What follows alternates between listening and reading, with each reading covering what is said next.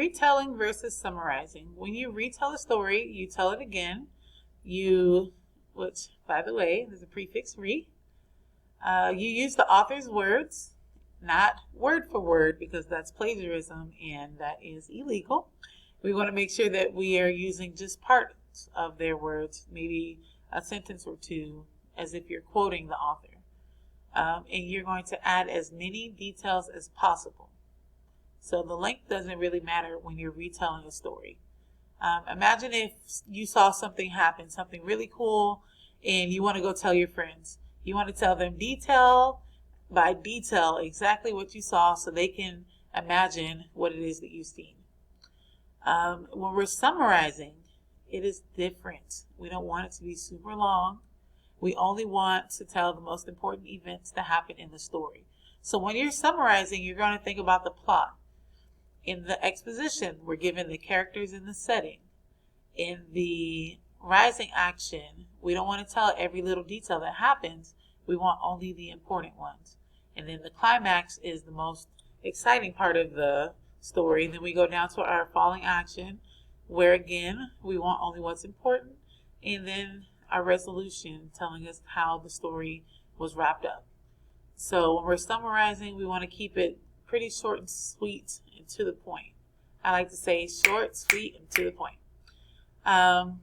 We want to put the events in our own words, so you're not going to say exactly what the author said or write exactly what the author wrote. You're going to make them into your own words.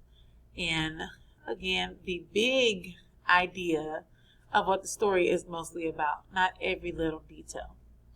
So when we're looking at both, we only want details from the text. We don't want to add in any extra stories that has nothing to do with it.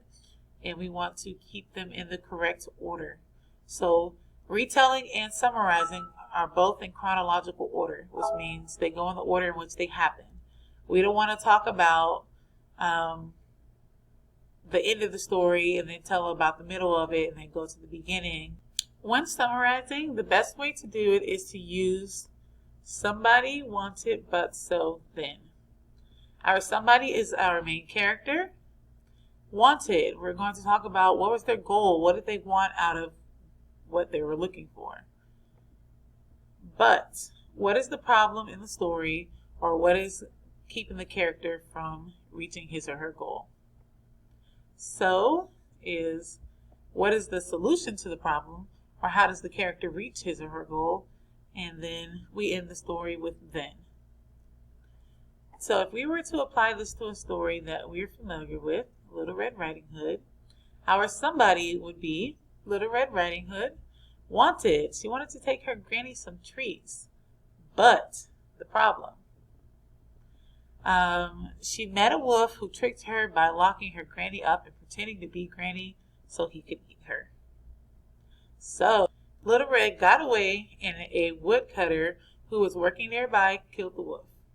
And then Little Red saved her granny and they lived happily ever after. So here we let everyone know what the story was about, but we kept it short, sweet, and to the point.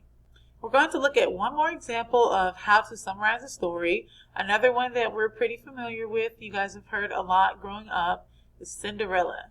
So Cinderella wanted to go to the ball, but her evil stepmother wouldn't let her go. So we have our somebody, our main character, and what she wanted. Notice here that our summary is written as a paragraph. It's not written in like somebody wanted, but so then. We want to make sure we put everything into one nice paragraph and that is easy to read. Let's see, her evil stepmother wouldn't let her go, so her fairy godmother showed up and used magic to give her a dress, shoes, and a carriage so she could go. That is the solution. And then how the story ended. She met the prince, they fell in love, and lived happily ever after.